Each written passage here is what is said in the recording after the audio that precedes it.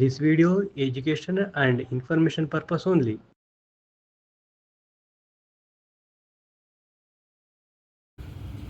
ನಮಸ್ಕಾರ ಸ್ನೇಹಿತರೆ. ಕರ್ನಾಟಕ ಸಹಕಾರ ಸಂಘಗಳ ಕಾಯ್ದೆ 1959ರಲ್ಲಿರುವಂಥ ನೋಂದಣಿ ಎಂಬ ಪರಿಕಲ್ಪನೆಯನ್ನು ಇಂದು ತಿಳಿದುಕೊಳ್ಳೋಣ. ಆರಂಭದಲ್ಲಿ ಒಂದು ಸಣ್ಣ ಪ್ರಶ್ನೆ. ಒಂದು ಹೊಸ ಸಹಕಾರ ಸಂಘವನ್ನು ಯಾರು ನೋಂದಣಿ ಮಾಡುತ್ತಾರೆ?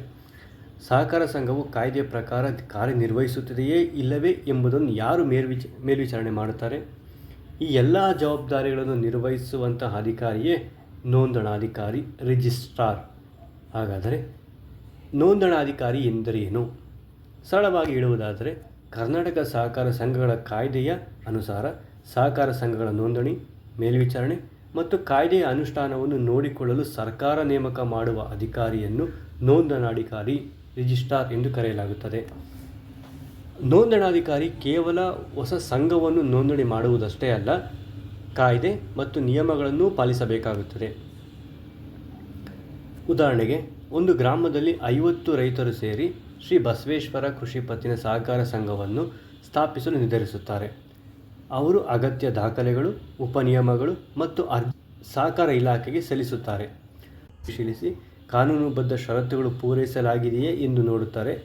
ಎಲ್ಲವೂ ಸರಿಯಾಗಿದ್ದರೆ ಸಂಘಕ್ಕೆ ನೋಂದಣಿ ಪ್ರಮಾಣ ಪತ್ರವನ್ನು ನೀಡುತ್ತಾರೆ.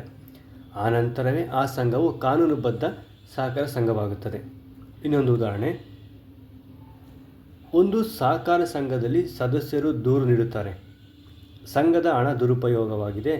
ಈ ಸಂದರ್ಭದಲ್ಲಿ ಕಾಯ್ದೆಯ ಪ್ರಕಾರ ಅಗತ್ಯವಿದ್ದರೆ ನೋಂದಣಾಧಿಕಾರಿ ತನಿಖೆ ಅಥವಾ ಇತರ ಕಾನೂನು ಕ್ರಮಗಳನ್ನು ಅನುಸರಿಸಬಹುದು.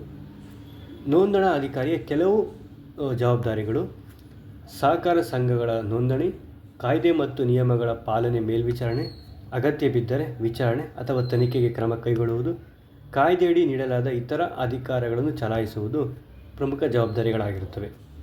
Thank you.